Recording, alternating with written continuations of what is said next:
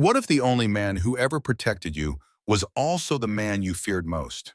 What if safety felt the same as danger in the Wild West, where kindness and cruelty sometimes came from the same hands? Now I want you to settle in and listen close, because this story is going to grab hold of your heart and not let go until the very last word. The wind cut across the Wyoming plains like a blade that December morning in 1873. It came down from the high Bighorn Mountains with a cold so sharp it stung the skin raw. Dust and grit whipped through the small settlement gathered around the lone trading post. Men stood with their collars turned up and their hats pulled low, waiting for the auction to begin. A hard winter was coming. Every man there knew it. You could feel it in your bones, taste it in the air. The kind of winter that killed cattle and buried cabins and made widows out of wives. The two wagons that rattled into the yard that morning did not carry cloth or whiskey or tools. They carried women. The newspapers back east called them bride contracts, made it sound almost respectable. But everyone out here in Wyoming territory knew the truth. It was an auction, a cold-blooded trade. A man could buy a woman for a winter's work in a warm bed, and no law would ever say a word about it. That was the way of things in those hard years after the war. Women had few choices and fewer rights. Some came willingly, desperate to escape poverty back east. Others were brought against their will. Two women had already been sold that morning. One wept openly as her new owner tugged her toward his horse. She was young, maybe 19, with red hair and freckles, and terror in her eyes. The other woman stared ahead with empty eyes, bracing herself for whatever came next. She had the look of someone who had stopped hoping a long time ago. The wind pushed harder as the auctioneer stepped forward. His name was Sledge, a loud man with a belly that strained against his vest and teeth stained brown from chewing tobacco. He banged his fist on a wooden crate. Sledge called out in his booming voice, "Final offering. Miss Lorna Harris, come on down." Lorna did not move. She sat in the wagon bed with her arms wrapped around her thin body, staring at nothing. An outrider climbed up and grabbed her arm. He dragged her out without a word of kindness. She stumbled when her feet hit the ground, landing face first in the cold mud. The man yanked her back to her feet and shoved her forward toward the crowd. Lorna stood before those men with her shoulders tight and her hands shaking at her sides. She looked like someone life had chewed up and spit out, thin as a fence post, bruised in places that made decent men look away. Her hair was tangled and matted. Her dress was torn and stained with dirt and worse. Her cheek held a yellow-green mark where someone had hit her hard enough to leave a reminder. Her lip was split and scabbed over. But worst of all were her eyes. They were not angry. They were not frightened. They were empty, hollow, like someone had reached inside her and scooped out everything that made a person alive. The men in the crowd shifted uneasily. Even hardened frontiermen could tell when something was wrong, when a woman had been broken down past the point of repair. Sledge cleared his throat. He tried to sound cheerful, but his voice came out thin. Sledge announced, "This one is seasoned, strong back, good with chores. She will work hard for whoever takes her." A man in the back called out. His voice was rough with suspicion. The man asked, "Is she the one from Kansas?" Another man stiffened beside him. He whispered loud enough for everyone to hear. The second man said, "The one who killed her husband?" A murmur swept through the crowd like wildfire through dry grass. "She stabbed him," someone whispered. "Self-defense," another man said quietly. "I heard he was beating her something awful." "Does not matter," someone else grunted. "A woman who kills once might kill again." Lorna did not deny it. She did not speak at all. She just stood there in the mud, shivering, waiting for whatever came next. She had learned a long time ago that speaking up only made things worse. Sledge tried to keep the auction moving. His voice cracked a little. Sledge called out, $15 for winter help. Anyone?" Silence. The men looked at each other. They looked at the ground. They looked anywhere but at the broken woman standing before them. No one stepped forward. Sledge lowered his price. His desperation showed. Sledge tried again. $10 then. "Come on now, she is strong. She will earn her keep." Still nothing. The men shuffled their boots in the mud, but none of them reached for their wallets.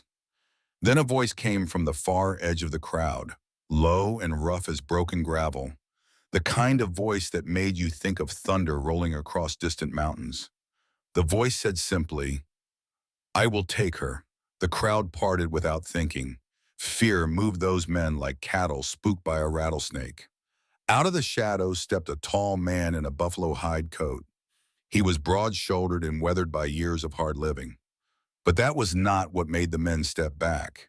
It was his face. The left side of it was a twisted ruin of old scars, burned scars from the look of them, the kind that came from fire held too close for too long. His eye on that side was milky and dead. The other eye was dark as a winter night and twice as cold. His name was Eli Mercer. People said he lived so far up in the mountains that even the wolves did not bother him. Others said the land itself avoided him, like even the earth knew better than to cross his path. Nobody knew exactly what had happened to him.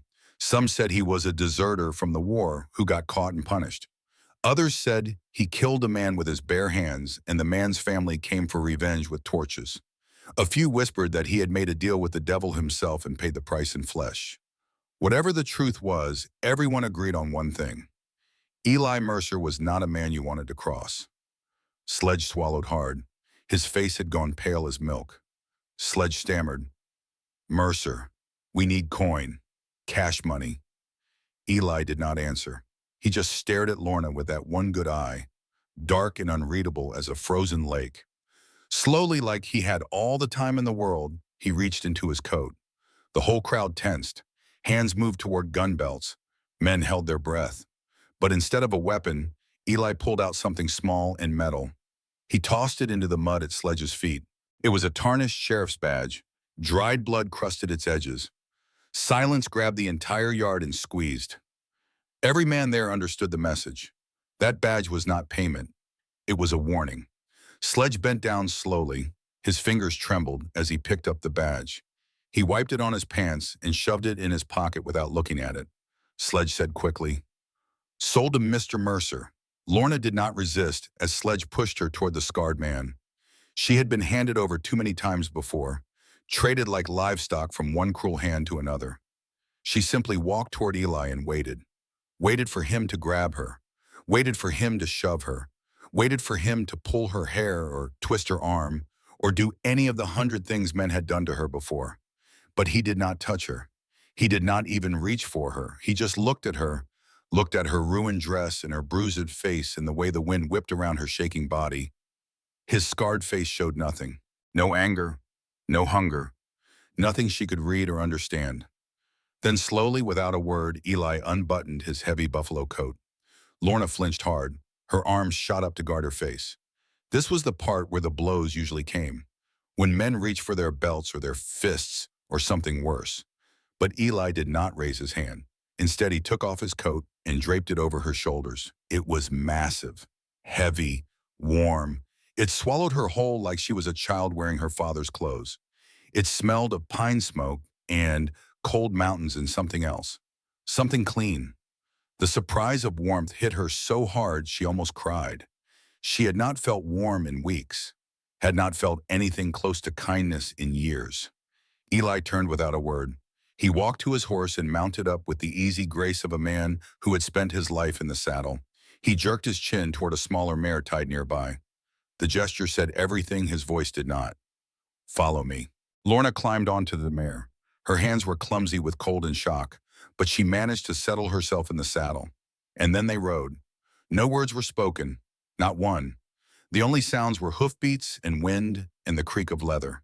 The settlement disappeared behind them as they climbed into the cliffs. The world grew colder with every mile, darker, more empty.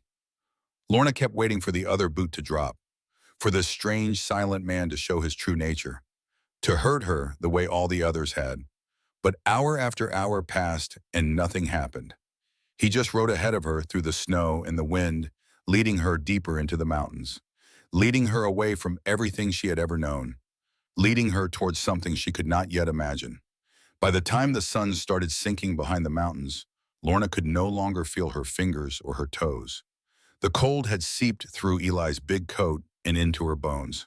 Her teeth chattered so hard she thought they might crack, but still they rode on. The trail grew steeper, narrower, more treacherous with every passing mile. Loose rocks skittered down into darkness on either side. One wrong step and horse and rider both would tumble into nothing. Eli never hesitated. He guided his horse through the dangerous passes like he had done it 1,000 times before. Maybe he had. Lorna followed in silence. What choice did she have?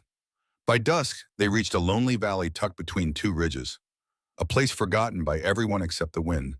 Snow lay thick on the ground here, untouched by human feet. Pine trees stood like silent sentinels along the edges, their branches heavy with white. And there in the center of that hidden valley sat Eli Mercer's ranch, if you could call it that. A broken barn leaned sideways like a drunk man trying to find his balance. Half the boards were missing from its walls. The roof sagged in the middle where too much snow had piled up over too many winters. A two-room cabin clung to life nearby. It was small and rough, built from logs that had seen better days. Smoke should have been rising from the chimney, but there was none. The windows were dark. 3 starving cows stood in a half-frozen corral. They were nothing but skin and bone, their ribs showing clear through their patchy hides. They did not even lift their heads when the horses approached. This was Eli Mercer's world. This was her new prison. Eli dismounted without a word. He led his horse into the barn, and Lorna did the same with her mare. The inside of the barn was only slightly warmer than outside. Hay lay scattered on the ground, old and dusty. A few rusty tools hung on the walls. Eli unsaddled both horses with quick, efficient movements. He spread thin blankets over their backs and filled their troughs with grain from a nearly empty barrel. Then he walked toward the cabin. Lorna hesitated at the barn door. Her heart pounded against her ribs like a trapped bird. She knew what came next. Every woman who had ever been bought knew what came next. The cabin, the bed, the demands. She had survived it before. She would survive it again. That was what she told herself as she forced her frozen feet to move. One step, then another, then another. The cabin door groaned when Eli pushed it open. Cold air rushed out to meet the cold air outside. Inside was dark as a root cellar and nearly as cold. Eli struck a match. The small flame revealed the shape of the room. A stone fireplace sat against one wall, filled with cold ashes. A rough wooden table stood in the center with 2 chairs that did not match. A shelf held a few tins of food and some cracked dishes. In one corner sat a narrow cot with a thin blanket. In the other corner lay a pile of animal furs, brown and black and gray, heaped together like a nest. That was all. No decorations, no comforts. No sign that anyone had tried to make this place a home. Eli set flour and coffee on the table without ceremony. Then he knelt by the fireplace and began building a fire. His movements were practiced, efficient. He had done this 10,000 times. Lorna stood just inside the door, still wearing his heavy coat, watching him, waiting. The fire caught. Small flames licked at the kindling and grew stronger. Warmth began to creep into the room, pushing back the terrible cold. Eli stood. He pointed at the cot in the corner. Eli said simply, "Yours." Then he walked to the pile of furs and sat down with his back against the wall. Lorna stared at him. She did not understand. The cot was the only real bed in the cabin. The furs were just a heap on the floor. He was giving her the bed? Men did not do that. Men who bought women did not give up their beds. Men who bought women took what they wanted and left the scraps behind. Eli said nothing more. He pulled off his boots and set them beside him. Then he lay back on the furs and closed his eyes. Just like that. Like she was not even there. Lorna stood frozen by the door for a long time. The fire crackled. The wind howled outside. Her body screamed for rest, but her mind would not let her move. This had to be a trick. A test. Some cruel game she did not understand the rules of yet. Finally, when her legs would not hold her up anymore, she made her way to the cot. She sat down on the edge slowly. Then she lay down, still wrapped in his coat, still wearing her ruined dress and her muddy boots. She stared at the ceiling and listened. Listened for the sound of him rising. Listened for the creak of floorboards. Listened for the weight of a body moving toward her in the dark. But the only sounds were the fire and the wind, and eventually the slow, steady breathing of a man asleep. Hours passed. The fire burned low. The cold crept back in around the edges. And still he did not come for her. Sometime deep in the night, she heard him get up. Her whole body went rigid. Every muscle tensed. This was it. This was the moment. But all she heard was the sound of him walking to the door, the scrape of a heavy bolt sliding into place. He was locking the door, not to trap her inside, not to keep her prisoner, to keep the world out. Then his footsteps moved back to the furs. She heard him settle down again, heard his breathing slow and deepen, and then nothing. Lorna lay awake until dawn painted the window gray. Her eyes burned from exhaustion. Her body ached from tension held too long. But something had shifted inside her. Something small, something she could not name yet. Because for the first time and longer than she could remember, she had spent a night in a man's house without being touched, without being hurt, without being used. And for Lorna Harris, that was somehow more terrifying than any beating she had ever known. At least with beatings, she knew what to expect. This kindness, if that was what it was, made no sense at all. And things that made no sense were dangerous. Things that made no sense always had a cost. She just had not figured out yet what this one would be. The next morning, Lorna woke to gray light in an empty room. She sat up fast, heart pounding, and looked around wildly. The furs by the fire were empty. The cabin was silent. For one terrible moment, she thought Eli had abandoned her, left her out here in the middle of nowhere to freeze or starve or both. It would not be the first time a man had thrown her away when he decided she was more trouble than she was worth. But then she saw the footprints outside the door, fresh tracks in the snow leading toward the barn. And on the table sat food, a chunk of dry bread, a piece of hard cheese, a tin cup full of water that had a thin skin of ice on top. He had left her breakfast. Lorna stared at that simple meal like it was the strangest thing she had ever seen. Then her stomach growled so loud it almost echoed off the walls, and she stopped wondering and started eating. She tore into that bread like a starving animal. Because she was. The last real food she had eaten was 3 days ago, a bowl of thin soup at the holding camp where Sledge kept his merchandise. Before that, she could not remember. The bread was stale, and the cheese was hard as a rock, but it was the best meal she had had in weeks. When she finished, she sat at the table and tried to think, tried to figure out what was happening here, what this man wanted from her, what the rules of this strange new prison were. But nothing made sense. Finally, she got up and wrapped Eli's big coat around herself.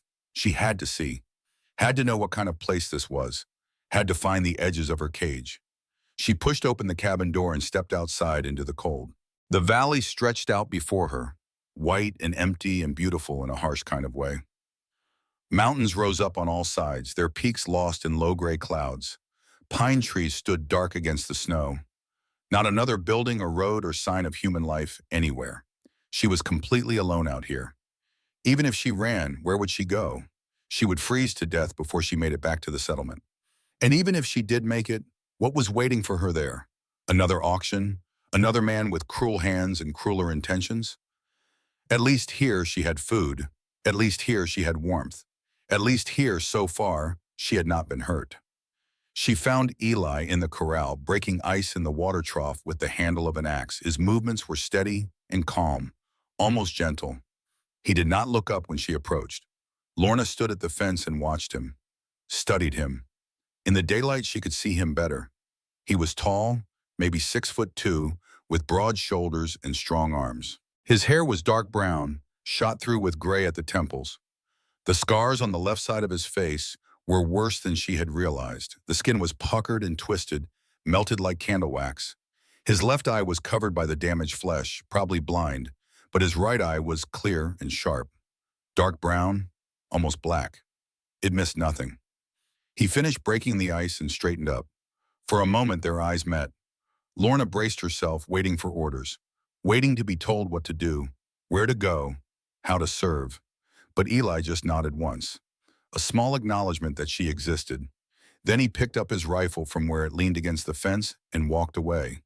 He headed toward the cliffs that rose behind the cabin, following trails she could not see. Going to check his trap lines, she guessed. No goodbye, no warning, no instructions, just silence. Lorna stood in the cold until she could not see him anymore. Then she went back inside. The cabin felt different now, smaller, more full of shadows. She started to look around, really look. searching for clues about who this man was, what he wanted, what darkness he might be hiding. The walls told stories she did not want to read. Bullet holes near the door, three of them clustered close together. Someone had shot at this cabin, or into it. Dark stains on the floor by the fireplace. Old stains, scrubbed but not scrubbed away. Could have been anything. Could have been blood. Tools hung on pegs near the back wall. Sinning knives, a bone saw. Things meant for butchering animals. At least she hoped they were meant for animals. And then she found it. In the corner, half hidden by shadow, was a door she had not noticed before. Heavy oak planks held together with iron bands. A root cellar, probably. A place to store vegetables through the long winter. But the lock on that door made her blood run cold. It was iron, thick as her wrist, old and rusted but still strong. The kind of lock you would put on a bank vault. The kind of lock you would use to keep something trapped inside. Lorna's hands trembled as she reached out and touched it. The metal was cold as ice under her fingers. She tried to lift the latch. It did not budge. She pulled harder. Nothing. Whatever was behind that door, Eli Mercer did not want anyone getting in or getting out. Her mind went to dark places, the darkest places, the ones she had lived through before. The cellar at her uncle's house where he locked her when she cried. The shed behind the mining camp where men took women who fought back. The room where her husband kept his belt and his ropes and his branding iron. Men had secrets, dark ones. She had learned that lesson with her own body. Was this where Eli brought women when he was done with them? Was this where he kept his trophies, his victims? Was this where she would end up when she disappointed him? The questions ate at her all day long. She cleaned the cabin to keep her hands busy, swept the floor, scrubbed the dishes, organized the tins of food on the shelf, anything to stop her mind from spinning. But every time she passed that locked door, her stomach churned. By the time Eli returned at dusk, she had worked herself into a quiet panic, the kind that did not show on the outside, the kind she had learned to hide. He came in with snow on his shoulders and empty hands. The trap lines had given him nothing, no food for the pot, just another failed day in a string of failed days. He slammed the door behind him harder than he needed to. Snow shook loose from his coat and melted on the floor. His jaw was tight. His one good eye was dark with frustration. This was the moment, Lorna thought. This was when the mask would come off, when the real man would show himself. Hungry men were angry men, and angry men were dangerous men. She had seen it 100 times before. She watched him from across the room, measuring the distance to the door, calculating how fast she could move if she needed to, knowing it would not be fast enough. Eli pulled off his coat and threw it on the hook by the door. He did not look at her. He just stood there, breathing hard, fists clenched at his sides. The silence stretched between them like a rope pulled too tight. Lorna could not take it anymore. She had spent years learning to read men, learning to predict when violence was coming, learning to brace herself for the blow. But this man gave her nothing to read. No clues, no warnings, just that terrible silence. And silence, she had learned, was often the most dangerous thing of all. So she decided to force the moment, to make him show his true colors, to get it over with so she could stop waiting and start surviving. She stood up from the table where she had been sitting. She walked toward him, slowly, deliberately. His head came up, his good eye narrowed. Something dangerous rolled through the room, heavy and hot. Lorna stepped directly into his space, close enough to touch, close enough to hit. Eli asked, his voice low and full of warning, "You need something?" She did not answer.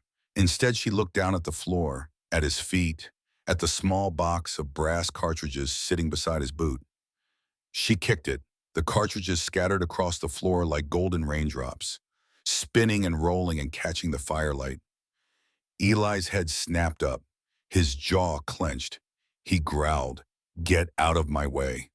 She did not move. She lifted her chin, looked him dead in his one good eye, and then she shoved him. Her hands hit his chest hard. He barely moved. He was solid as a mountain, immovable as stone. But the shock on his face was clear. Lorna's voice came out shaking but strong. She said, "Do it. Hit me. Like all the others. Stop pretending you are different." Confusion flickered across his scarred face. Real confusion. Not the fake kind men use when they wanted to seem innocent. She shoved him again, harder this time. She cried out, her voice cracking. Do it! You bought me! Get it over with! His face twisted. Not with anger, not with cruelty, with something else, something raw and desperate, something that looked almost like pain. He grabbed her arm. His grip was iron, painful, crushing. His fingers dug into her flesh hard enough to bruise. Lorna gasped. Fear flooded through her, familiar and cold. She whispered, "You are hurting me." The words hit him like a bullet. His one good eye went wide. His fingers released her instantly. He stumbled backward, putting distance between them. His hands were shaking. He stared at his own fingers like they belonged to someone else, like they had betrayed him. Eli whispered, his voice broken, "It is the only kind of force I know." The words hung in the air between them. Lorna rubbed her arm where his grip had been. She could already feel the bruise forming under her skin, but she did not run. She did not cower, because for the first time she saw something in Eli Mercer that she recognized. Not cruelty, fear. He was afraid too. Afraid of himself. Afraid of what he was capable of. Afraid of becoming the monster everyone already thought he was. The silence that fell between them now was different. Not heavy with threat, heavy with something else. Heavy with years of violence she had endured. Heavy with years of pain he had survived. Heavy with the weight of two broken people who had forgotten how to be human. Neither of them spoke again that night. Eli collected the scattered cartridges with trembling hands. He put them back in the box. He sat by the fire and did not look at her. Lorna went to her cot. She lay down. She stared at the ceiling, and for the first time since she arrived, she wondered if maybe she had been wrong about this man. Wrong about everything. The blizzard came 3 days later. Not gentle snow, not the soft white flurries that made the valley look like something from a Christmas card. This was something else. Something angry, something alive. The wind screamed through the valley like a wounded animal. It slammed against the cabin walls so hard the whole structure shook. Snow came down sideways, driven by gusts that could knock a grown man off his feet. Lorna woke to the sound of the roof groaning. For a moment she thought the whole cabin was coming down. She sat up fast, heart racing, and saw Eli already awake. He stood by the window, peering out through a crack in the shutters. His face was grim. Eli said quietly, "We are not going anywhere for a while." He was right. When Lorna looked outside, she could not see the barn, could not see the corral, could not see anything beyond a wall of white.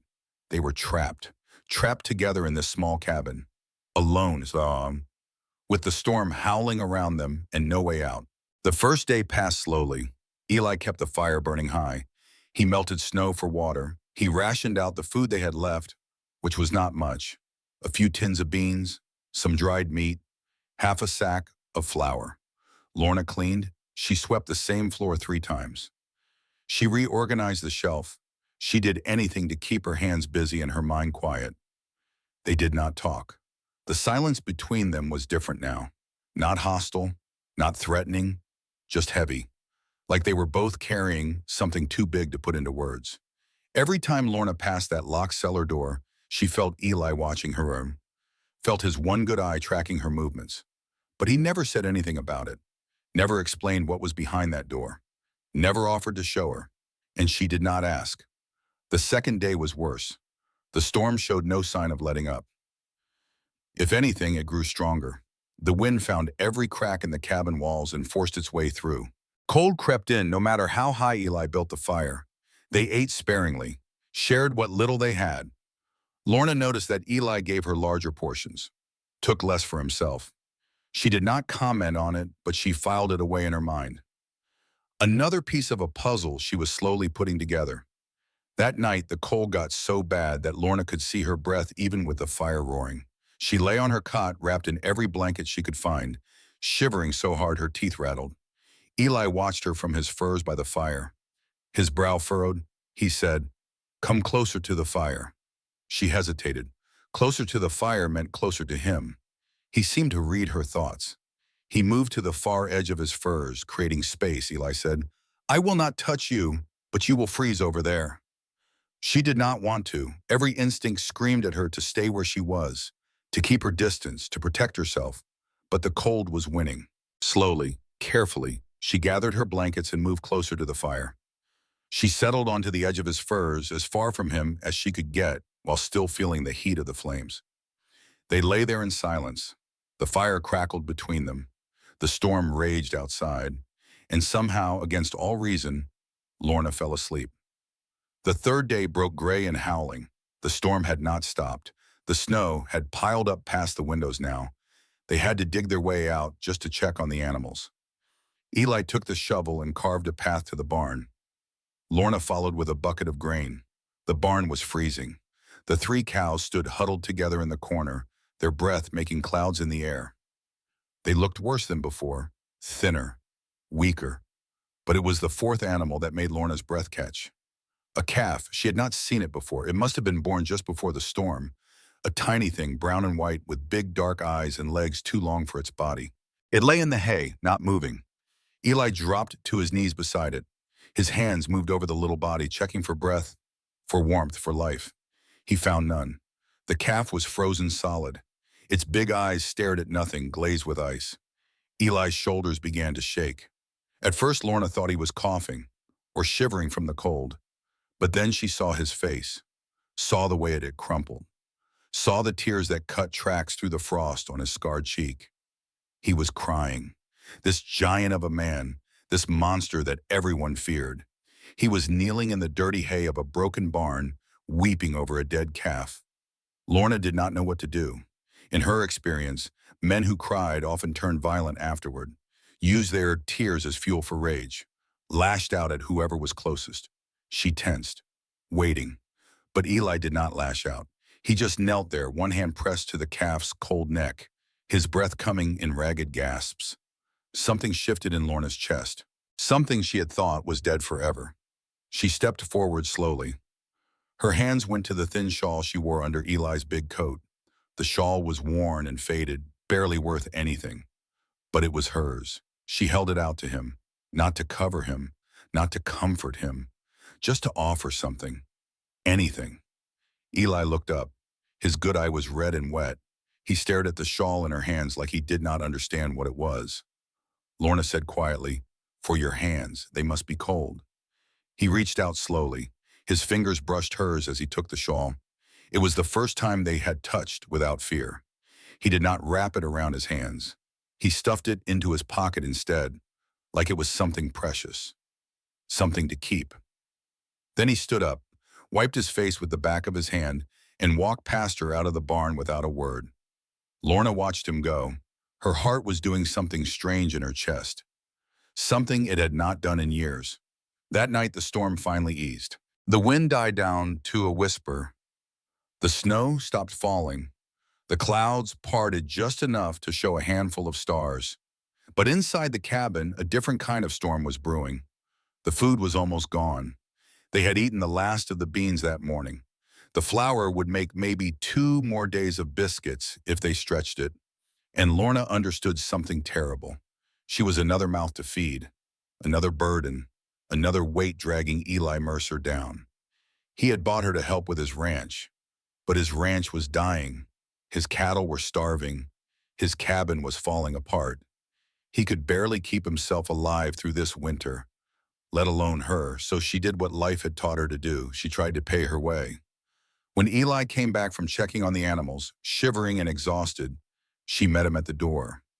She had taken off the big coat. Her dress was thin and worn, hugging what curves hunger had left her. Her fingers went to the top button. Eli froze. His face went white as the snow outside. He demanded, "What are you doing?" Lorna's voice was flat, empty, the voice she used when she went somewhere else in her head. She said, "You paid for me. You feed me. You keep me warm. This is how I pay you back." She undid another button. Eli moved faster than she thought possible for a man his size. He crossed the room in 2 strides and slammed his fist on the table so hard the tin cup jumped off and clattered to the floor. He said, "No." The words shook the cabin walls. Lorna flinched. She backed away, her hands coming up to protect her face. Eli's whole body was trembling, but not with the cold. with something else, something that burned in his one good eye like a fire too long banked. He said through clenched teeth, I am not them. I am not the men who hurt you. I am not your husband. I am not the ones who bought you before. Lorna stared at him. Her fingers still rested on her buttons. Her heart pounded against her ribs. Eli's voice broke. He said, I would starve before I took that from you. Do you understand me? I would die before I became that man. She did not understand, could not understand. Her whole life had taught her that her body was currency, the only thing of value she possessed, the only way to survive. But the look on Eli's face, the raw, desperate honesty in his voice, it shook something loose inside her. She rebuttoned her dress slowly. Her hands were trembling now. Eli turned away. He went to the fire and stood with his back to her. His shoulders heaved with each breath. They did not speak for a long time. Finally, Lorna broke the silence. She asked quietly, what happened to your face? He did not answer for so long she thought he would not answer at all. Then he spoke, his voice low and rough. Eli said, the war, I was captured. They wanted information I did not have. So they used fire. Lorna's stomach turned. She could imagine it. The pain, the terror, the smell of your own flesh burning. Eli continued, when I came home, my wife was dead. Raiders had come while I was gone. She hid in the cellar to protect herself. He pointed toward the locked door. That cellar. They set fire to the house. She could not get out. I was not here to save her. His voice cracked on the last words. Lorna's heart seized in her chest. The locked cellar door. She had thought it was hiding something terrible. And it was, but not what she had imagined. It was a tomb, a memorial to the woman he had loved and lost. She said softly, I am sorry. Eli shook his head. He said, I have never told anyone that before. Another silence fell, but this one felt different, lighter somehow, like something heavy had been set down. Lorna took a breath. Then she started talking. She told him about her uncle, how he had taken her in after her parents died, how he had hurt her in ways no child should ever be hurt, how he had sold her to the mining camps when she turned 15. She told him about the camps, the men there, the things they did, the scars they left inside and out. She told him about her husband, how she had thought marriage would save her, how wrong she had been, how he had beaten her every day, how he had threatened to brand her with a hot iron like she was livestock. And she told him how she had killed him, stuck a kitchen knife in his chest while he slept, watched him bleed out on their marriage bed, felt nothing but relief. When she finished, her face was wet with tears she did not remember crying. Eli had turned to face her at some point. His scarred face was unreadable, but his one good eye held something she had never seen directed at her before. Not pity, not disgust, understanding. Two broken people, two shattered histories, two souls who had been through hell and somehow survived. He said quietly, you did what you had to do. She nodded. So did you. For a moment, neither of them moved. Then Eli crossed the room, slowly, giving her time to back away if she wanted. She did not back away. He stopped in front of her, reached out, brushed a tear from her cheek with his thumb. The touch was gentle, the gentlest thing she had ever felt. Eli said, I will never hurt you. I swear it on my wife's grave. She believed him. God help her. She believed him. That night, as the fire burned low and the cold crept back in, Lorna made a decision. She said quietly, we will be warmer if we stay close. Eli nodded. They lay down together under the firs, not touching, just sharing warmth, sharing breath, sharing the simple comfort of another human being nearby.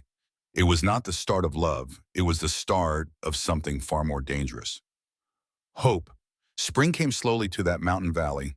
Like an old woman easing herself out of a chair, it took its time and made no apologies. First, the sun started hanging around a little longer each day. Then the icicles on the cabin eaves began to drip. Then one morning, Lorna woke to a sound she had almost forgotten. Birds, actual birds, singing in the pines like they had never heard of winter. She sat up in the firs, careful not to wake Eli sleeping beside her. Somewhere along the way, they had stopped pretending to keep distance between them at night. They still did not touch, not really. But they slept close enough to share warmth, to hear each other breathe, to know they were not alone. Outside the window, the world was changing. Snow melted into streams that cut through the white. Brown patches of earth appeared where the sun hit strongest. The air smelled different, cleaner, full of possibility. Eli stirred. His good eye opened and found her immediately, like it always did. Eli said, "Spring." Lorna nodded. Something passed between them. An acknowledgement of what they had survived, of the long, cold months trapped together in this tiny cabin, of all the things that had shifted and changed in ways neither of them fully understood yet. Then Eli pushed himself up, and the day began. Spring meant work, the kind of hard, back-breaking work that left no time for thinking or worrying or any of the other things that had filled the winter months. The barn needed repairs. The corral fence was half collapsed. The cattle, what was left of them, needed tending. Lorna threw herself into it. She had never been afraid of work. Work was honest. Work made sense. Work did not lie or betray or hurt you in ways you did not expect. She learned to swing a hammer, learned to patch holes in walls, learned to mix mud and straw for chinking the gaps between logs. Her hands grew calloused, her arms grew strong. Her body remembered what it was like to be useful for something other than men's pleasure. And something else happened too. She started to heal. Not all at once, not in any way you could see from the outside. But piece by piece, day by day, the broken parts of her started knitting back together. She stopped flinching every time Eli moved suddenly, stopped holding her breath when he raised his hand, even if it was just to scratch his head, stopped bracing herself for blows that never came. She started to believe that maybe, just maybe, there was a life beyond survival. Eli changed too. The hard edges around him softened somehow. He talked more. Not a lot. Eli would never be a man of many words, but more than before. He told her about the land, about the animals, about the rhythm of the seasons in this hidden valley. One afternoon while they were repairing the barn roof, he even laughed. It was a rusty sound, like a door hinge that had not been oiled in years. But it was real. Something she had said, some comment about the stubbornness of the mama cow who kept knocking over her water bucket, had surprised a laugh out of him. Lorna froze when she heard it. She had never seen Eli smile, let alone laugh. The sound was strange and wonderful, and it did something to her insides that she was not ready to name.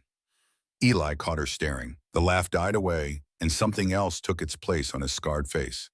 Something soft and wondering and a little bit scared. They held each other's gaze for a long moment. Then a crow cawed somewhere in the pines and the moment broke. They went back to work. But something had shifted again. Another wall coming down. Another crack in the armor they had both built around themselves. The nights grew warmer, but neither of them suggested sleeping apart. It had started as survival, as necessity, two bodies sharing warmth to make it through the killing cold. But now the cold was gone, and still they lay together under the firs each night. Not talking, not touching, just being. Sometimes in the darkness, Lorna would feel Eli's hand move close to hers. His fingers would brush against her fingers, light as a butterfly landing on a flower. Not grasping, not demanding, just there. And she would let him. She would lie still and feel that small point of contact between them and wonder at how strange life was. How she had gone from being property to being, well, she did not know what she was now, but it was something different, something new. One night she made a decision. Her hand moved in the darkness, found his, held it. Eli's breath caught. His whole body went still beside her for a long moment. Neither of them moved. Then his fingers curled around hers, gentle, careful, like she was something precious that might break. They fell asleep holding hands. It was not much, by any measure of things. Two people holding hands in the dark. But for them, for two people who had known nothing but violence and pain and betrayal, it was everything. As the weeks passed, Lorna began to feel something she had never felt before. Not love, not yet. She was not sure she knew what love was, but something close. Safety, belonging, home. This broken ranch in its hidden valley. This scarred man with his gentle hands and his haunted eyes. This strange new life that had grown up around her like flowers through a crack in stone. It was not perfect, nothing ever is. Eli still had his dark moods, times when the memories got too heavy and he would disappear into the mountains for hours. Lorna still had her nightmares, nights when she would wake screaming with her dead husband's face burned into her eyes. But they had each other. And for two people who had been alone for so long, that was miracle enough. Then one morning in early May, they rode down to the settlement for supplies. The trip took most of a day. Down out of the mountains, across the flatland, into the little cluster of buildings that passed for civilization in this corner of Wyoming territory. Lorna had not been back since the auction. She rode beside Eli with her chin high and her back straight, daring anyone to say a word to her. But nobody did. Men stared when they entered the trading post. She felt their eyes on her, felt them taking in her clean dress and her brushed hair and the healthy color back in her cheeks. But they did not stare with the same hungry contempt as before. They stared with something closer to respect, because she rode beside Eli Mercer. And whatever they thought of her, nobody wanted to cross Eli Mercer. The trading post was busy that day, farmers and ranchers coming to stock up after the long winter. Lorna wandered through the goods while Eli negotiated for flour and coffee and seeds. She was looking at a bolt of blue calico, imagining how it might look made into a proper dress, when a voice spoke behind her. The voice said, "Miss Harris?" She turned. A weathered man stood there, hat in his hands. She did not recognize him at first. Then she placed the face. Jedediah Stone, the blacksmith. He had been in the crowd at the auction, she remembered, one of the men who had not bid. Lorna said, "Mr. Stone?" He shifted his weight, looked uncomfortable, but determined. Jedediah said, "I wanted to apologize for what happened back in December. The way you were treated, it was not right." Lorna stared at him. In her whole life, she could count on one hand the number of times a man had apologized to her for anything. She said slowly, "Thank you." Jedediah nodded, seemed about to say something else. Then his eyes flicked past her and the color drained from his face. Jedediah whispered, "Speaking of not right." Lorna turned to see Eli coming toward them. But Eli was not looking at her or at Jedediah. He was looking at something else. Someone else. A man had just walked into the trading post. A stranger. Dressed in black from head to toe, with a face like carved granite and eyes that held no warmth at all. Behind him came two more men. Hard men with guns on their hips and the look of trouble in their eyes. The whole trading post went quiet. Jedediah grabbed Lorna's arm. His grip was tight with fear. Jedediah hissed, "Get your man and go. Get out the back, now!" Lorna demanded, "Who are they?" But she already knew. In her gut, in her bones, she already knew. Jedediah said, "That is Amos Ridge. His brother was the one who—" He stopped. "The one Mercer killed. For you." The words hit Lorna like a fist. She had known, of course, known that her purchase had cost more than money, known that Eli had paid some price she did not understand for the badge he threw in the mud. But she had not known this. She had not known that someone might come looking for revenge. Amos Ridge was scanning the room. His eyes passed over faces like a hawk searching for prey. Any second now he would see Eli. Any second now the situation would explode. Eli moved first. He grabbed Lorna's hand and pulled her toward the back of the store. Quiet, calm, like they were just two people heading out to load their wagon. But his jaw was tight and his grip on her hand was iron. They made it outside, made it to the wagon, made it onto the seat and got the horses moving before anyone came after them. But as they rode out of town, Lorna looked back. Amos Ridge stood in the doorway of the trading post, watching them go. A smile played on his thin lips, the smile of a man who had found exactly what he was looking for. The smile of a hunter who had just spotted his prey. Lorna turned back around. Her heart was pounding so hard she could hear it in her ears. She asked quietly, "Who was his brother? The man you killed?" Eli did not answer for a long time. The wagon rattled along the rutted road. The mountains loomed ahead. Finally he spoke. Eli said, "His brother was a bounty hunter. He came to collect you for the men back in Kansas, the ones who wanted to see you hang for killing your husband." Lorna's blood went cold. Eli continued, "I stopped him. Stopped him," Lorna thought. Stopped him meant killed him to protect her. She had known Eli was dangerous, had seen the fear he inspired in other men. But this was different. This was proof that he had killed for her, shed blood for her, made enemies for her. She asked, "Will he come for us?" Eli's jaw tightened. Eli said, "Yes," she asked. "When?" He said, "Soon." The word hung in the air between them, heavy with everything it promised, soon. The news reached them 3 days later. Jedediah Stone rode all the way up the mountain to deliver it personally. His horse was lathered and blowing by the time he reached the cabin. His face was gray with exhaustion and fear. Eli met him in the yard, rifle in hand. Lorna watched from the doorway. Jedediah did not dismount. He said what he had come to say from the saddle. Jedediah said, "Ridge is gathering men, ex-soldiers, vigilantes, hired guns, anyone with a grudge or a price." Eli asked. "How many?" Jedediah said. "6 confirmed, maybe 7. They are talking about a week, maybe less, before they ride." A week. Lorna felt the blood drain from her face. 1 week before 7 armed men came to kill Eli and take her back to face a noose. Eli nodded. His face showed nothing. But Lorna had learned to read him over these months together. She saw the tension in his shoulders, the tightness around his one good eye. Eli said, "I appreciate the warning."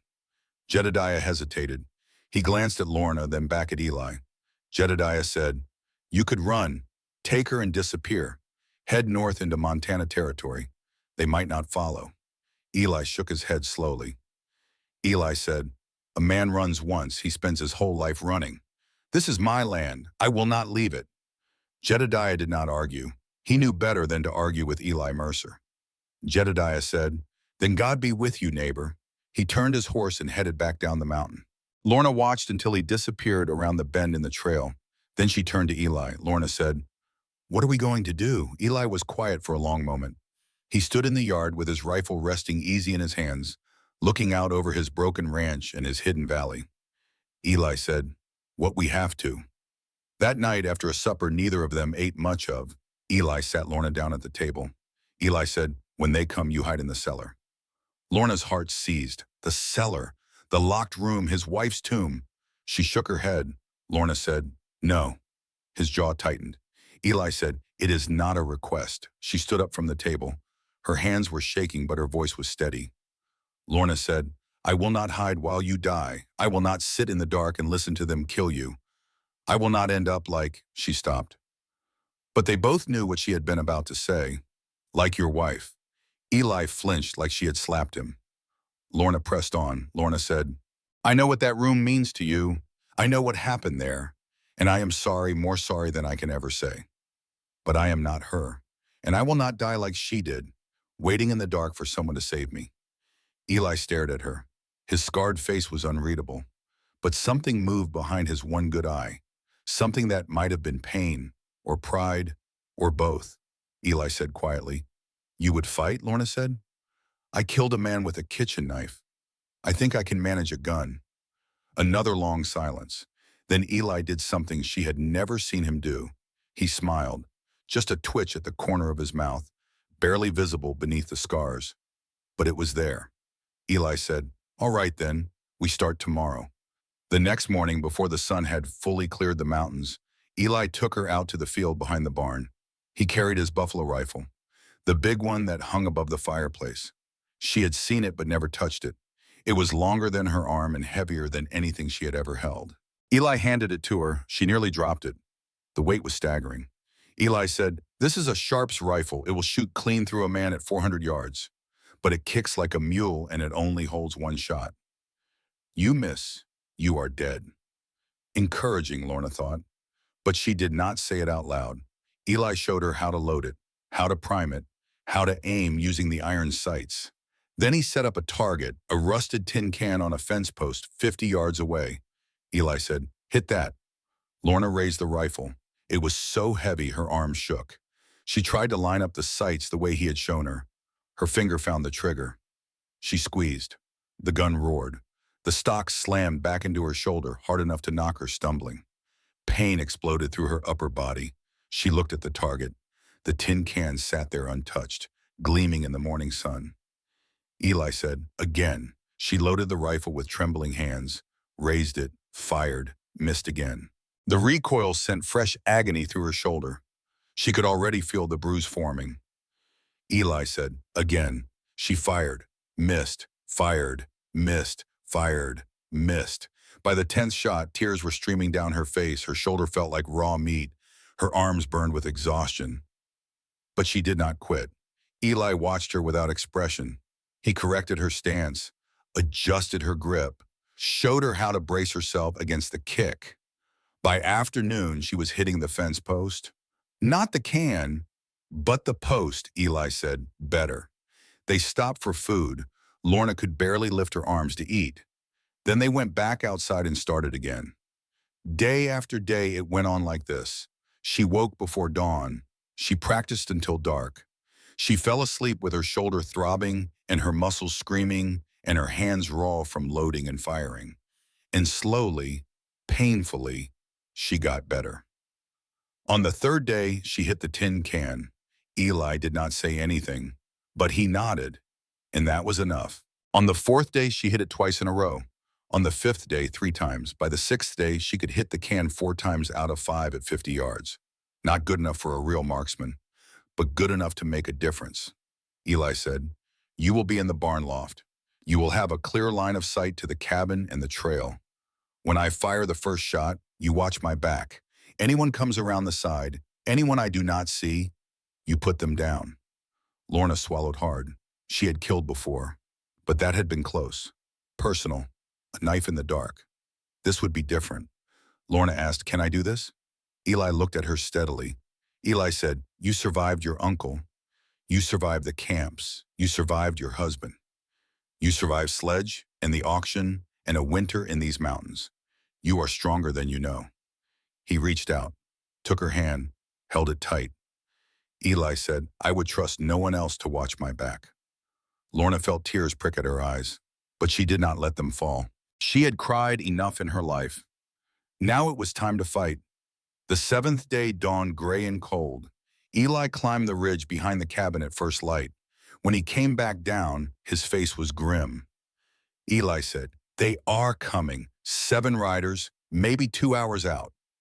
Lorna's stomach dropped, but her hands were steady. She asked, "It is time?" Eli nodded. He walked her to the barn, helped her climb up into the loft, made sure she had her rifle, her ammunition, her water. Then he stood at the bottom of the ladder looking up at her. Eli said, "Whatever happens today, whatever comes, I want you to know something." Lorna asked, "What?" He hesitated. The words seemed to cost him something. Eli said, "These months with you, they have been the closest thing to happiness I have known since before the war. You brought something back to me that I thought was gone forever." His voice cracked. Eli said, "If I die today, I die grateful. For you." Lorna's eyes burned. Her throat tightened. She said, "You are not going to die." Eli almost smiled. Eli said, "No, ma'am, I am not planning on it." He turned and walked out of the barn. She watched him through the loft door, watched him cross the yard and disappear into the cabin. Then she settled into position, checked her rifle, lined up her sights, and waited. The waiting was the worst part. Lorna lay flat in the barn loft, peering through a crack between the boards. She could see the cabin, the yard, the trail that wound down from the ridge. The sky hung low and gray, heavy with clouds that promised rain but had not yet delivered. Everything was quiet, too quiet. Even the birds had stopped singing. Time stretched out like taffy. Minutes felt like hours. Lorna's hands grew slick with sweat on the rifle stock. Her shoulder throbbed with memory of all those practice sessions. Her heart beat so loud she thought surely anyone approaching could hear it. Then she saw them. Dark shapes moving through the trees. One at first, then another, then more. They rode in a loose line, spreading out as they approached the valley. 7 of them, just like Eli had said. Amos Ridge rode at the front. She recognized him from the trading post. Black clothes, black horse, face like carved stone. Even at this distance, she could see the cold purpose in his posture. They stopped at the edge of the clearing, fanned out in a half circle facing the cabin. Their horses stamped and snorted. Sensing the tension, a long moment passed. Then Amos Ridge cupped his hands around his mouth and shouted. Amos shouted, "Mercer, come on out. You have got something that belongs to me." Silence from the cabin. The door did not open. No one appeared. Amos tried again. Amos shouted, "I know you are in there. I know she is too. Come out peaceful, and maybe we let you live. All we want is the woman." Still nothing. One of the other men laughed, a harsh, ugly sound. The man called out, "You hear that, Mercer?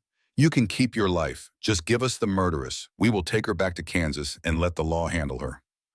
Nice and legal-like. Lorna's blood ran cold. She knew what that meant. A rope around her neck and a short drop into nothing. The silence stretched out. Then one of the men got impatient. He was young and jumpy, probably looking to make a name for himself. He reached into his saddlebag and pulled out something that caught the gray light. A torch. He struck a match, lit the torch, looked at Amos for permission. Amos nodded. The young man drew back his arm and threw. The torch arced through the air, trailing smoke and fire. It landed on the cabin roof. For a moment, nothing happened. Then the dry shingles caught.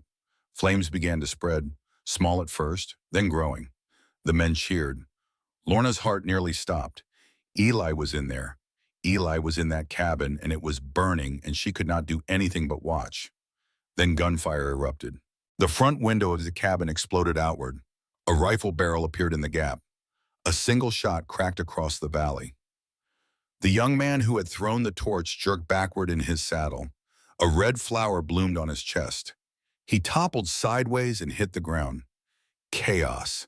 The men scattered, wheeling their horses, reaching for their guns. Bullets began flying in both directions. The air filled with smoke and noise, and the screams of frightened horses.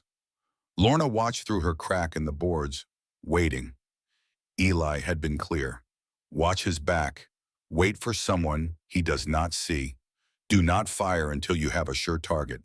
She saw one man dismount and run toward the cabin, pistol drawn. Eli saw him too. Another shot from the window. The man went down in the mud. 2 down, 5 left. The fire on the roof was spreading now. Flames licked higher and higher, sending sparks into the gray sky. The roof groaned. Inside that cabin, Eli was burning alive. But he kept firing. Another shot. Another man fell. 3 down, 4 left. Lorna forced herself to breathe, forced herself to focus. This was not the time for panic. This was the time to do what she had been trained to do. Her eyes swept the yard, looking for threats Eli might not see. There, a man was circling around the side of the cabin, moving low and fast, using the smoke for cover. He had a rifle in his hands and murder in his eyes. He was headed for the back door.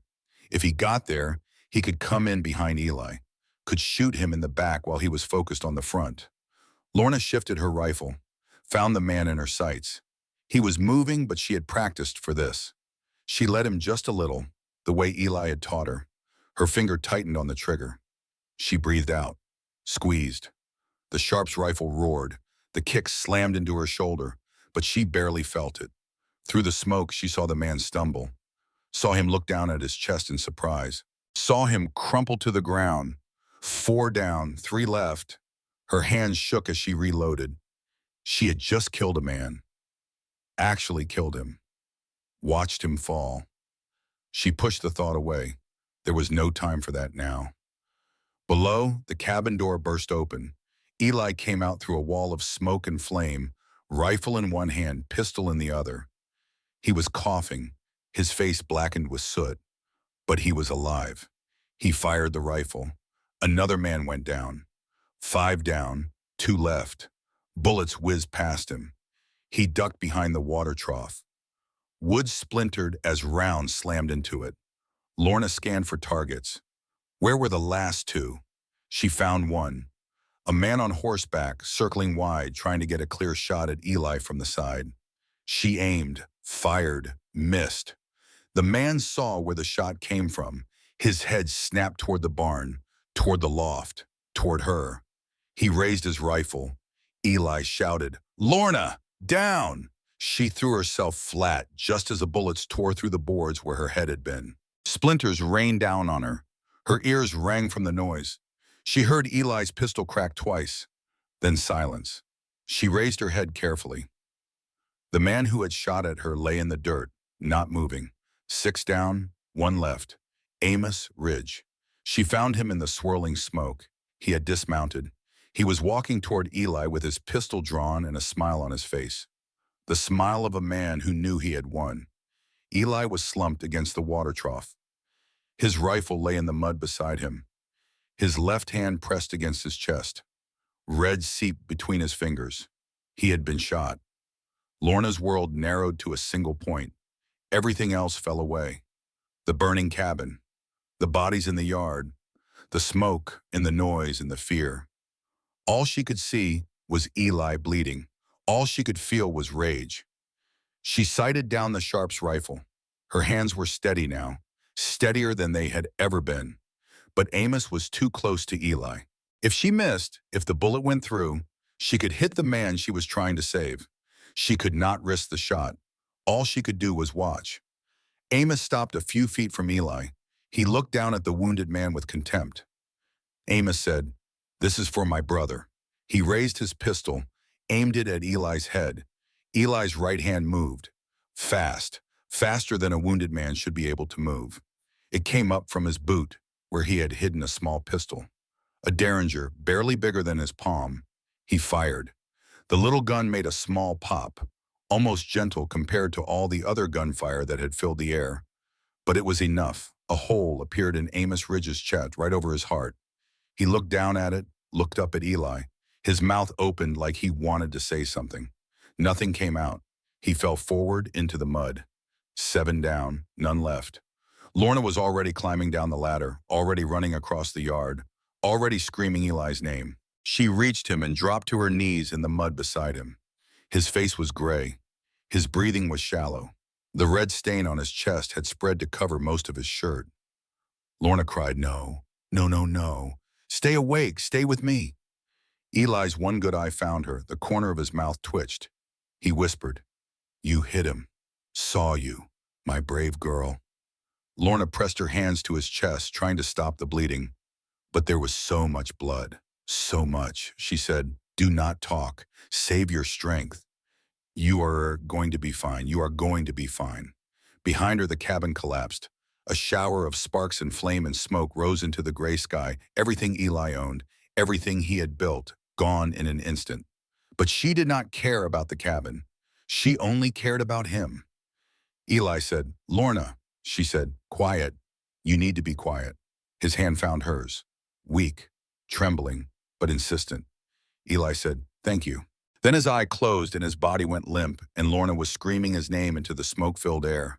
He was still breathing, barely, but breathing. Lorna pressed her fingers to his neck and felt the faint flutter of his pulse. Still there, still fighting, just like he had always fought. But he would not be fighting for long if she did not do something. She looked around the ruined yard. The cabin was nothing but burning timbers now. The bodies of dead men lay scattered in the mud.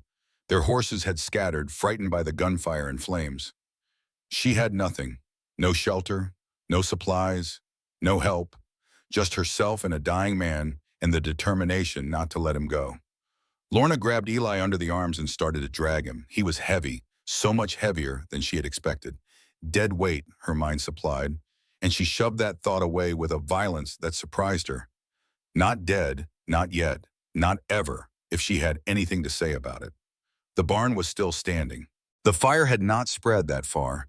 She dragged Eli through the mud, inch by agonizing inch, her muscles screaming with every step. By the time she got him inside, her arms were shaking and her back felt like it might snap in half. But she had done it. He was out of the cold, out of the rain that had finally started to fall. She laid him on a pile of hay and knelt beside him. Her hands were covered in his blood. It was everywhere, on her dress, in her hair, streaked across her face. "Focus," she told herself. Focus. She had watched her mother die of fever when she was 6 years old. She had seen the camp doctor stitch up wounds in the mining towns. She had even helped her husband's mother wrap a broken bone once in the early days before everything went bad. She knew a little, maybe enough. She tore open Eli's shirt. The wound was high on his chest, just below the collarbone. Blood welled up dark and steady. Through and through, she thought. That was good. Meant the bullet was not still inside. Meant she did not have to dig for it. She needed something to stop the bleeding. She looked around wildly. Her eyes fell on her own shawl, the one she had given Eli in the barn that day with the frozen calf. He had kept it, she realized, carried it with him all these months. She grabbed it and pressed it hard against the wound. Eli groaned, his eye fluttered open. Lorna said, "Hold on, just hold on." He tried to speak, but she shushed him. She said, "Do not waste your strength on words. Save it for living." He closed his eye. His breath rattled in his chest. The bleeding slowed. Eventually it stopped. But he had lost so much already. Too much. Night fell. The rain turned to a steady downpour that hammered on the barn roof. Lightning flickered in the distance. Thunder rolled across the mountains. Lorna did not sleep. She sat beside Eli all night long, watching his chest rise and fall, watching for any sign that he was slipping away. Every time his breathing changed, her heart stopped. Every time he grew still, she pressed her fingers to his neck to feel for his pulse. It was there. Weak, but there. Morning came gray and cold. The rain had stopped, but the world looked washed out, exhausted, like it had used up everything it had to give. Eli was burning with fever. His skin was hot to the touch. His face was flushed. He muttered in his sleep, words she could not make out. Lorna went out into the yard. The bodies were still there, sprawled in the mud. She did not look at them. She could not afford to think about what she had done. She found one of the horses, a brown mare that had not run far. She caught it and led it back to the barn. Then she went to work. She searched the bodies. It was awful going through the pockets of dead men, but she did it anyway.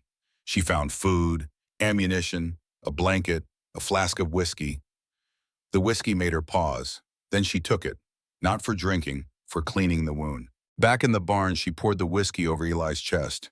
He jerked and groaned, his body arching off the hay. The wound bubbled and hissed. Lorna murmured, "I am sorry. I am so sorry. But it will keep you from infection." She tore strips from her dress and bandaged the wound as best she could, changed the dressing every few hours, dripped water into his mouth when he would take it. Days passed, she lost count of how many. The fever climbed. Eli tossed and thrashed, fighting enemies only he could see. He called out names she did not know. He spoke to people long dead. Sometimes he wept. Lorna held his hand through all of it. She talked to him even when he could not hear her. Told him about her mother, about the wildflowers that grew behind their cabin in Kansas. Told him about the book of poems her mother used to read to her, the one that had been lost somewhere along the way. Told him things she had never told anyone. She told him she needed him to live. On the fifth night, the fever broke. One moment he was burning up. The next, his skin was cool and damp with sweat. His breathing eased. His thrashing stopped. Lorna sat beside him, hardly daring to breathe. His eye opened. Clear, aware, alive, Eli whispered. "Lorna!" She burst into tears. She said, "You stubborn, stupid man. Do you have any idea how scared I was?" Eli tried to smile. It came out as more of a grimace. Eli said, "Did not mean to worry you." She laughed through her tears. It was a wet, messy sound, not pretty at all. She said, "Well, you did. You worried me half to death." She helped him sit up. He winced as the movement pulled at his wound, but he did not cry out. He looked around the barn, at the pile of bloody bandages, at the makeshift bed of hay, at the woman who had refused to let him die. Eli said, "How long?" Lorna said. 5 days, maybe 6. I lost track." He stared at her, really looked at her, at the dark circles under her eyes, at the exhaustion carved into every line of her face, at the dress that was more rag than cloth now. Eli said, "You saved me." Lorna shrugged. Her shoulders ached with the movement. She said, "You saved me first." He reached out, took her hand, held it like it was the most precious thing in the world. Eli said, "I thought I was done, thought I was going to die out there in the mud. But then I heard your voice, felt your hands, and I thought I cannot go yet." "Not yet." Lorna's eyes filled with fresh tears. Eli said, "I came back for you, Lorna. I came back because you gave me something to come back to." She did not know what to say, so she did not say anything. She just leaned down and pressed her forehead to his, felt his breath warm on her face, felt his hand tighten on hers. And for the first time in her life, she felt like she was exactly where she was supposed to be. 3 weeks later, Eli was on his feet, weak still, pale, moving like a man twice his age, but on his feet. Lorna watched him take those first shaky steps across the barn and felt her heart swell with something she had stopped trying to name. It was too big for words, too complicated, too much. All she knew was that this man had become her whole world, and she had become his. The first thing they did was bury the dead. It took the better part of 2 days. Lorna dug the graves herself, refusing to let Eli strain his still healing body. 7 holes in the rocky soil, far from the cabin site, far from anywhere that mattered. They did not say words over the graves. What words were there to say? These men had come to kill them, had nearly succeeded. Whatever prayers they deserved, they would have to find them somewhere else. When it was done, Lorna stood at the edge of the graves and looked down at the fresh-turned earth. Eli came up beside her. He did not touch her, but she could feel his presence like warmth from a fire. Eli asked, "Any regrets?" She thought about it, really thought. The man she had shot in the side yard, the one circling around to kill Eli. She could still see his face, still see the surprise as the bullet hit him. Lorna said, "No, I would do it again." Eli nodded. Eli said, "That is not something to be proud of, but it is something to be honest about." She understood what he meant. Killing changed you, left marks you could not wash away. But sometimes killing was the only choice. Sometimes it was kill or be killed. She had made her choice. She could live with it. The next order of business was shelter. The cabin was a pile of charred timber and ash. Nothing to salvage there. But the land was still good. The valley was still hidden. The mountains still stood guard around them. Eli surveyed the ruins with his one good eye. Eli said, "We will build again, higher up, on the ridge where the pine trees are strong." Lorna looked where he was pointing. It was a good spot, protected from the wind, close to fresh water. Far enough from the old site that the ghost might not follow. She said, "We?" He turned to look at her. The question hung in the air between them. Eli said, "If you want, you could leave, go somewhere else, start over. I would not stop you." Lorna considered it for maybe half a second. She said, "Why would I leave?" Eli said. "Because you are free now. No one owns you. No one is hunting you. You could go anywhere, be anyone." She stepped closer to him, close enough to see the pulse jumping in his throat, close enough to count the silver threads in his dark hair. Lorna said, "I am exactly where I want to be."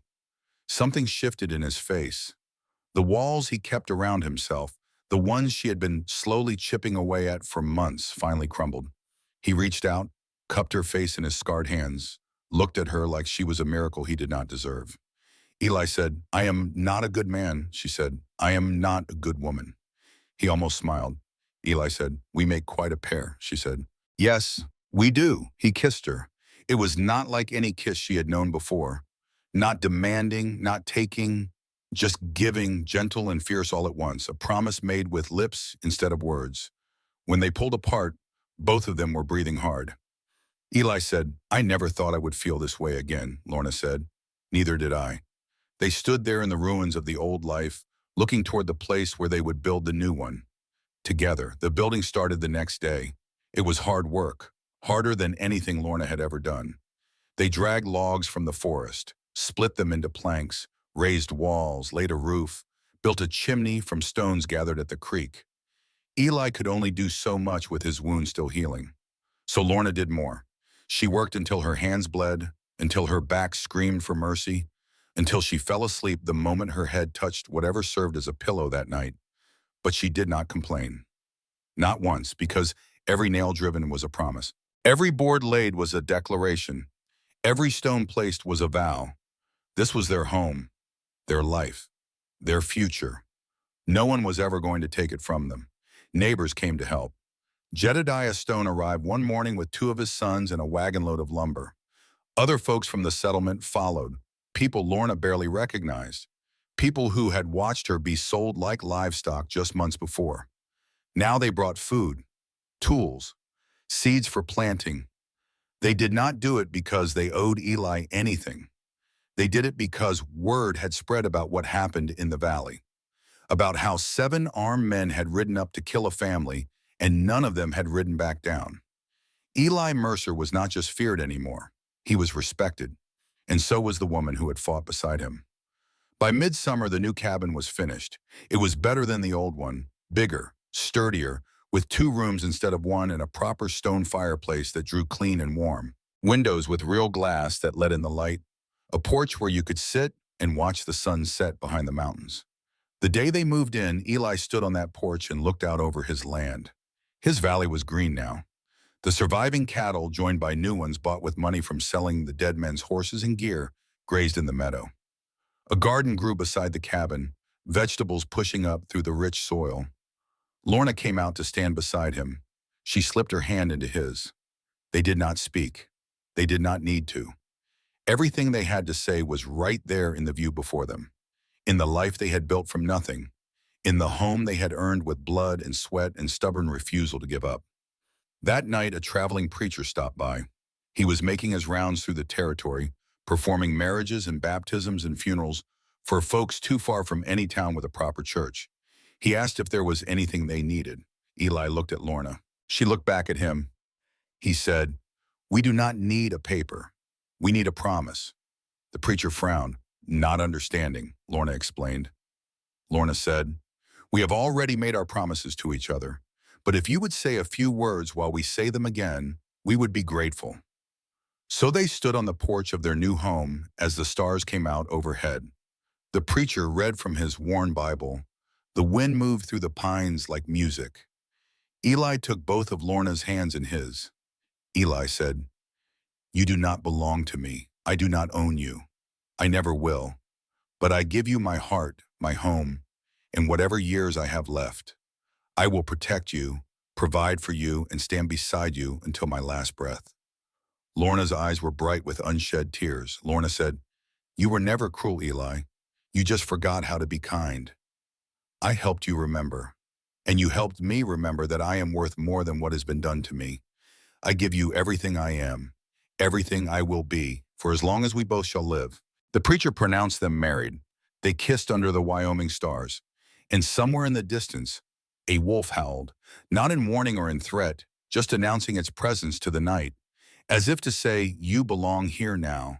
This is your home." 5 years passed, 5 years of hard winters and sweet summers, of drought years and fat years, of struggles and triumphs and all the ordinary moments that make up a life. The Mercer Ranch was not the same place it had been when Lorna first arrived. The broken barn was gone, replaced by a sturdy new one painted red. The skinny cattle had been joined by a proper herd, fat and healthy. Fields stretched out where wilderness used to be, planted with wheat and corn and hay. But the biggest change was not something you could see from the road. Lorna stood on the porch of their cabin, watching the sun rise over the mountains. Her belly was round and full. The baby inside her kicked, as if eager to see what all the fuss was about. Behind her, the screen door creaked open. Eli stepped out, 2 cups of coffee in his hands. He moved easier now, his old wound nothing but a scar among many scars. He handed her a cup, stood beside her, looked out at the same view they had shared 1,000 times before. Eli asked, "How are you feeling?" Lorna said. "Fat, tired, happy." He smiled. It came easier to him now, that smile. "Not often, but easier," Eli said. "You are beautiful." She laughed. Lorna said, "Liar." He shook his head. Eli said, "Never lied to you yet, not planning to start." She leaned against him, felt his arm come around her shoulders, gentle and strong, felt the warmth of him against the morning chill. So much had changed, so much had healed. The nightmares still came sometimes, for both of them. There were still nights when Lorna woke screaming, or when Eli paced the floor until dawn, fighting demons only he could see. But those nights were fewer now, and when they came, they faced them together, held each other through the darkness until the light returned. That was what love was, Lorna had learned. Not the absence of pain, not the forgetting of all the terrible things that had come before, but the choosing. Every day, every night, choosing to stay, choosing to try, choosing each other. Lorna asked, "Do you ever wonder what would have happened if you had not been at that auction?" Eli was quiet for a moment. Eli said, "No." She looked up at him, surprised. He continued. Eli said, "I used to think about the past all the time, what I could have done different, who I could have saved, but that does not help anything. It just keeps you trapped in yesterday." He looked down at her round belly, at the life they had built. Eli said, All I think about now is today, and tomorrow, and all the tomorrows after that. Lorna felt tears prick at her eyes, the happy kind, the kind she had learned to stop being afraid of. She said, I love you, Eli Mercer. It was not the first time she had said it, would not be the last, but every time felt like a miracle. Eli kissed the top of her head. Eli said, I love you too, Lorna Mercer. The sun climbed higher. The coffee grew cold. Neither of them moved. Somewhere in the valley, a calf bawled for its mother. Birds sang in the pines. A horse whinnied in the corral. Life in all its ordinary glory. 2 months later, the baby came. A girl, perfect and pink and screaming at the top of her tiny lungs. They named her Hope. It was Eli's idea.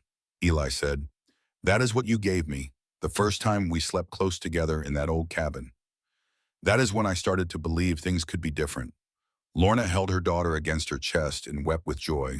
All those years of pain, all those years of fear, all those years of believing she was worthless, broken, beyond repair. And now this, a home, a husband who loved her, a child born from that love. She had walked through fire to get here, had killed and nearly been killed, had fought for every scrap of happiness with everything she had, but it was worth it. God in heaven, it was worth it. Years later, when Hope was old enough to ask, Lorna told her the story. Not all of it. Some things were too dark for young ears. But enough. The auction, the scary man who turned out to be kind, the winter that nearly killed them, the battle that almost took her father away. Hope listened with wide eyes. Then she asked the question children always ask. Hope asked, but how did you know you could trust him? When everyone said he was bad?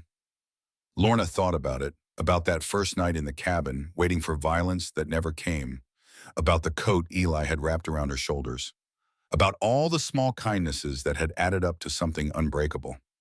Lorna said, I did not know. Not at first. I was scared of him for a long time. But he showed me day after day that he was different, that he would never hurt me. And eventually I believed him. She paused. Lorna said, people are not always what they seem, sweetheart. Sometimes the ones who look scary are the gentlest souls. And sometimes the ones who smile the brightest are hiding the darkest hearts. You have to look deeper, see what people do, not just what they say or how they look. Hope nodded solemnly. Then she scampered off to play, the lesson already fading in favor of more pressing matters like catching fireflies. Lorna watched her go, this fierce little girl with her father's dark eyes and her mother's stubborn chin. Eli came up behind her, wrapped his arms around her waist, rested his chin on her shoulder.